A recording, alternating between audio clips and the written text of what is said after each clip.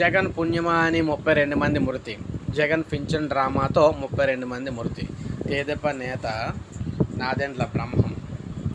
రాజకీయ లబ్ధి కోసం సీఎం జగన్ ఆడిన పింఛన్ నాటకంలో 32 మంది అవ్వాతాతలు బలయ్యారని తెదేపా రాష్ట్ర కార్యనిర్వాహక కార్యదర్శి నాదెండ్ల బ్రహ్మం ధ్వజమెత్తారు.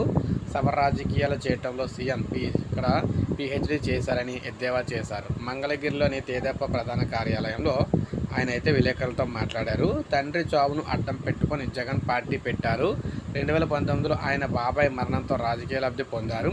ఇప్పుడు అవ్వాతాతల మరణాన్ని వాడుకుని తిరిగి అధికారంలోకి రావాలనుకుంటున్నారు అని ఆయన అయితే మండిపడ్డారు. పెనమలూరు నియోజకవర్గంలో వడదెబ్బకు గురై భద్రమ్మ అనే వృద్ధురాలు మరణిస్తే మంత్రి జోగి రమేష్ దానికి రాజకీయ రంగు పొలమాలని చూశారని ఆగ్రహం వ్యక్తం చేశారు. సో ఈ విధంగా చూసుకున్నట్లయితే ఇంత దారుణ పరిస్థితులు, ఎందుకంటే ఎన్నికల్లో గెలవడం కోసం ఎవరినైనా కూడా బలి తీసుకుంటారని చెప్పేసి ఈయన అయితే అంటున్నారు ఈయన. సో మరి మీరేమంటారు కామెంట్ రూపంలో తెలియజేయండి. ఒక లైక్ చేయండి, సబ్స్క్రైబ్ చేసుకోవాలి. మన ఛానల్ సబ్స్క్రైబ్ చేసుకొని